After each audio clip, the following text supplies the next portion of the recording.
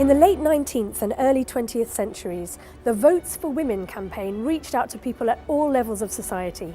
Acts of violent militancy made national headlines, but there were thousands of people who found different but equally vivid ways to show their support, juggling working lives with political activism in the heart of their local communities. When I first became aware of the suffrage movement, it was the contribution of performers and the professional theatre that interested me. But the more I've learned, the more I've had to widen my definition of performance to include the huge variety of ways the movement made itself visible in public space. For example, in the press. Suffrage newspapers told the real story of the day-to-day campaign for the vote, a story that was often ignored or suppressed by those who wanted to redirect the public's attention onto negative stereotypes. By 1910, the weekly newspaper Votes for Women had a circulation of nearly 40,000 and was just one of the suffrage newspapers being sold on the streets of towns and cities across the UK. Selling newspapers was a rite of passage for suffrage campaigners, a sort of street theatre and an important part of the public face of the campaign. It can't have been easy. By so openly expressing their political views in public, they were going against the way many people thought women should behave.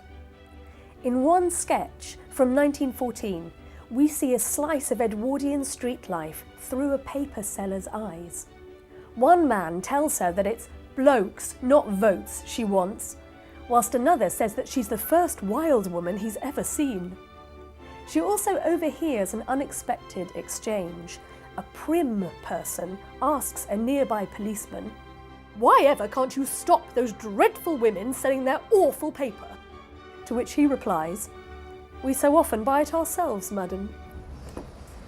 Paper sellers came from all walks of life and regularly wrote into the paper to share their experiences. In 1911, a Mrs. Crow wrote in to say that she was successfully selling the paper in the public bars of Jarrow every week, whilst a Miss Millet from the Isle of Wight reported that she sold it from the top of her garden wall to tourists in coaches on the road outside. Where there were potential converts to the cause, a way was found to get to them.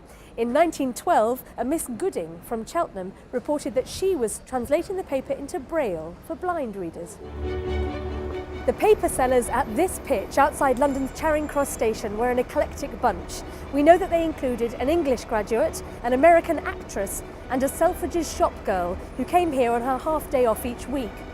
One of them, a Miss Kay Bovis, wrote into Votes for Women in April 1912 to thank the anonymous woman who had given her a bunch of flowers as she stood here, saying that it had inspired her to carry on. Suffrage newspapers and their sellers created a new space for women's voices, bodies and ideas in public. They took the campaign for Votes for Women personally, actively inviting discussion and debate for a political cause they truly believed in. Do take a walk around whatever city you're in next with the Votes for Women movement in mind. I'll bet you there were suffrage campaigners standing where you're standing, eager to tell their story, laughing, shouting, speaking, and making the campaign impossible to ignore.